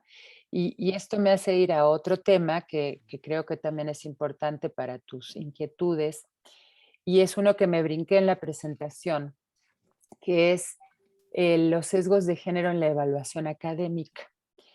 Y está comprobadísimo, quiero incluso comentarte, hay un artículo, el artículo fundacional de estos estudios se publicó en Nature, que es una revista con un prestigio internacional que muy poca gente publica ahí. Y publicaron ahí unas investigadoras suecas que hicieron un análisis del proceso de solicitud de beca postdoctoral en el Consejo Médico de Investigación en Suecia. Y es muy impresionante porque ellas descubren, primero les costó muchísimo obtener la información, se metieron en rollos legales, o sea, fue todo muy complicado, pero ellas descubren una cosa muy impactante, que luego se reitera en los demás estudios, y es que una mujer requiere 2,5 veces los méritos de un hombre para ser calificada igual. Y eso es muy fuerte. Saben que eso es parte de la internalización de la discriminación. Les voy a poner otro estudio que se hizo, que es mucho más elocuente que este, y es en el Conservatorio de Música, no sé si de Nueva York o de no sé dónde, ahora no me acuerdo. También se dieron cuenta de que contrataban puros hombres, a pesar de las pruebas que hacían musicales y todo esto. Y entonces dijeron, acá hay un problema de género y no sabemos dónde está, ¿no? Tenemos que hacer algo. Y lo que hacen es poner un telón y que las y los candidatos toquen atrás del telón, y se dan cuenta de que también también se dan cuenta del sexo por las pisadas, ¿no? Por los zapatos de hombre y por los zapatos de mujer. Y entonces tienen que ir descalzas y descalzos atrás del telón, y sube de una manera impresionante la cantidad de mujeres que contratan para ser integrantes de la orquesta, ¿no? Eso lo que nos muestra es que el sesgo de género que se produce en la evaluación de cualquier persona académica o desde la música no es intencional, ¿eh? No es que la gente se proponga, porque le pasa también a las mujeres. Las mujeres, hay otro estudio, me encantaría conseguirles esto. Mandaron exactamente el mismo currículum a un proceso de evaluación académica, y a uno le pusieron nombre de hombre y a otro nombre de mujer. Y el que llevaba el nombre de mujer salió mucho más bajo que el de hombre. Entonces, ese es un tema que hay que atacar, que hay que atender, ¿no? Así que a mí me gustaría darte la receta para resolver el asunto, pero como yo le decía a la maestra Gracida, o sea, realmente es muy complejo, viene de todas partes. Dice este sociólogo que a mí me gusta mucho, Bourdieu, es una inmensa maquinaria simbólica que actúa desde todos los lugares para sostener y reproducir el sistema de dominación masculina, ¿no? Y bueno, la idea de que las ciencias, matemáticas, físicas, tecnologías y demás son de los hombres y son para los hombres está arraigada en todo el mundo, ¿no? Entonces es muy complicado sacarlo. Yo te puedo decir que mis mejores alumnas, he dirigido muchas tesis de licenciatura, maestría, y mis mejores son alumnas, o sea, son mujeres, las más brillantes. Y entonces dices, bueno, las pocas que captamos o que logramos captar, en realidad son muy buenas.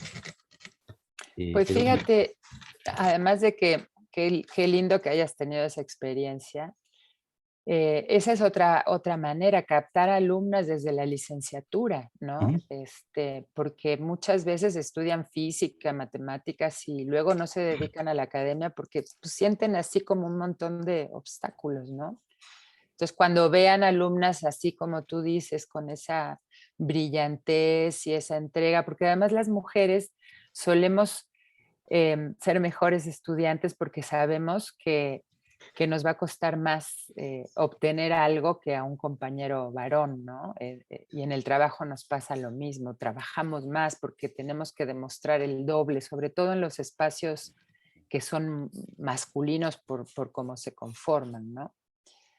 Pues es todo un tema, desde luego, pero te agradezco mucho tus ¿verdad? Y has mencionado ahí dos aspectos que son fundamentales y no tienen que ver con los esquemas de evaluación, y yo creo que también por ahí debemos empezar a trabajar en ese sentido, porque sí, la evaluación tiene que ser muy, muy ad hoc para ambos géneros, ¿no? En ese sentido. Y yo creo que sí, bueno, hay mucho que hacer, pero sí, pues seguiremos trabajando en esto y tratando de captar a nuestros mejores estudiantes.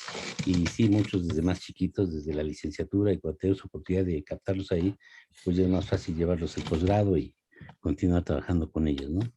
En buena medida. Pero sí, como que son esfuerzos puntuales, pero podríamos pensar en un esquema mucho más amplio y seguramente, pues, habrá que hacerlo, ¿no? En algún momento. Y un esfuerzo coordinado, y sobre todo de las diferentes áreas, ¿no? Muchas gracias. Así Sí, es, Fabián. un gusto oírte y desde luego saludarte. Gracias, Fabián. Gaby Vázquez, ahora te perdí en la pantalla. Ah, ya te encontré.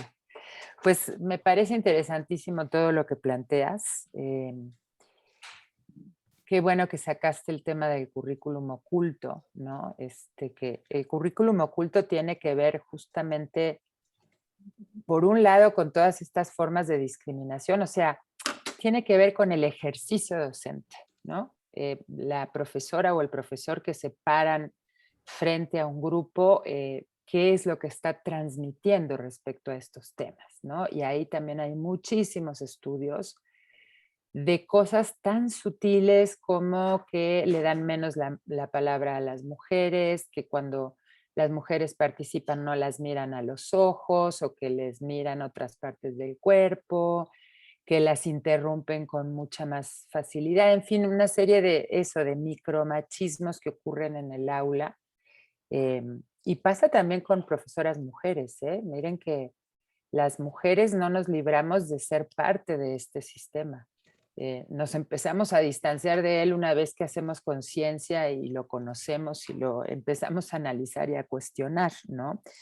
Y parte del currículum oculto también son los libros, ¿no? Por ejemplo, cuando hablábamos de incorporar materias con perspectiva de género o de transversalizar en algunas disciplinas o carreras, otro tema importante es que en la bibliografía nunca hay mujeres, ¿no? Si ustedes se fijan, las profesoras siempre mandan libros escritos por hombres. Y me imagino que en las áreas que está ahora coordinando Fabián desde el consejo académico, esto debe pasar mucho más, ¿no? O sea, dudo que entreguen un libro de matemáticas escrito por una mujer y esa es otra forma. Hay miles, es que hay tantas formas de reproducir el sistema que va, o sea, es como una caja de Pandora, ¿no? Abrimos y siguen saliendo y saliendo cosas, ¿no? Y sobre lo que cuentas de la clase que tú das, o sea, eso es importantísimo. ¿Desde dónde se da el contenido? Esa es otra parte del currículum oculto. O sea, yo puedo dar el contenido desde una lógica completamente androcéntrica, ¿no? Que androcéntrica lo que quiere decir es a través de la mirada masculina. Eso quiere decir androcéntrico, ¿no? Y me impacta mucho porque lo de la tenencia de la tierra en México sigue pasando en las comunidades ejidales y eso. Hay muchos lugares en México donde las mujeres no pueden ser propietarias de la tierra, ¿no? Que es otra forma más de mantener a las mujeres en esta condición de subordinación. Y yo coincido contigo plenamente en que hay que capacitar a toda la comunidad universitaria. Desde el PUEG hicimos un trabajo de dar talleres con perspectiva de género que están mucho más orientados al cambio de actitudes y comportamientos, más que a la lógica de aprender conceptos, ¿no? Talleres de 20 horas que funcionaban muy bonitos a la población académica, administrativa y estudiantil, pero dimos 9 años de talleres y llegamos a dar talleres a 5,000 personas. Entonces es inabarcable, ¿no? Ahora la SIGU tiene digamos, una plataforma para sensibilizar en género que se hizo en el CIEG y que la transferimos a la SIGU, que puede ser un avance, no digo la solución, ¿no? Pero es un sistema de sensibilización diseñado desde la mirada de la juventud, digamos, ¿no? Con todo el tema de las redes sociales y los lenguajes que utilizan, y que puede ser un avance, ¿no? Pero pues yo lo que digo es cada granito que aportemos, ¿no? al cambio desde distintos lugares va a ser mejor, ¿no? Y bueno, finalmente Liliana, pues yo creo que desde la CINIC se puede hacer muchas cosas, pero tenemos que pensar muy bien que cada entidad y cada dependencia universitaria es diferente, ¿no? O sea, qué problemas tenemos en el plantel 6 de la Escuela Nacional Preparatoria específicos, ¿no? O sea, poder entender qué está pasando ahí adentro, pero básicamente la CINIG es la que puede promover las materias obligatorias para la prepa, ¿no? Es la que puede proponer capacitaciones para toda la comunidad, puede hacer análisis de cómo está la composición del profesorado y el cuerpo directivo y proponer cambios, en fin. Yo creo que la CINIX, pues en este momento su herramienta principal es la política institucional de género y el protocolo. Y los lineamientos, ¿no? Hay unos lineamientos generales para la igualdad de género en la UNAM que se publicaron en 2013 de observancia obligatoria, pero nunca nadie los observó porque ni siquiera los conocían, que esa es una de las también respuestas para la maestra Gracida, ¿no? O sea, que de repente hay como el protocolo, ¿no? Hay protocolo, pero pues hay mucha gente que no sabe que existe, ¿no? Entonces, creo, Liliana, que ustedes se tienen que allegar de todas las herramientas que tengan para incidir adentro de la Prepa 6, ¿no? O sea, a la CINIC lo que le tiene que importar es hacer cambios en su comunidad, porque para eso están las CINICs, ¿no? Entonces, les digo, tienen los lineamientos del 2013, el protocolo del 2016, la política institucional de 2018 y tienen a la SIGU, ¿no? Que es, digamos, un espacio en la universidad que busca coordinar todos estos cambios, ¿no? Y yo creo que desde la SIGU también se pueden hacer muchas cosas, en la Prepa 6 en particular, ¿no? Yo siempre digo, no se desalienten, no se desmotiven, cada cosa que hagamos va a ayudar a ese cambio que esperamos, que yo no sé si lo voy a llegar a ver, ¿no? Pero que es la transformación cultural, ¿no? O sea, vivir en una sociedad en donde no haya jerarquía entre hombres y mujeres. Finalmente eso es a lo que queremos llegar. Pues muchísimas gracias por sus preguntas. Muchísimas gracias, doctora. Creo que quedan muchas dudas, que me parece que es lo importante de este tipo de eventos, que se queden las iniciativas, dudas y por supuesto el compromiso de todas, de todos, de seguir trabajando en ese sentido. Creo que efectivamente un cambio en el discurso tan solo ya implica un cambio en la realidad. Meter una palabra o quitar una palabra ya implica un cambio por lo menos en el imaginario de la sociedad. Creo que es muy importante comenzar desde ahora sí que desde donde se puede, desde lo más básico hasta donde se pueda, ¿no? Creo que es importantísimo que no nos detengamos y que no nos desmotivemos por tal vez no ver los cambios que quisiéramos, pero efectivamente creo que esto es una gran maquinaria y que no es nada sencillo mover todos los engranajes de un solo golpe. Bueno, creo que no es tan sencillo, ni creo que sea tan conveniente. Creo que es ir moviendo un engranaje y de engranaje a engranaje, creo que va a ir cambiando todo el funcionamiento de la maquinaria. Pues agradecemos muchísimo. Maestra Cano, no sé si tenga algún comentario. Al final, maestro, si gustas ahorita la constancia. Gracias. Ok, entonces voy a dar lectura a su constancia, doctora. Voy a compartir pantalla.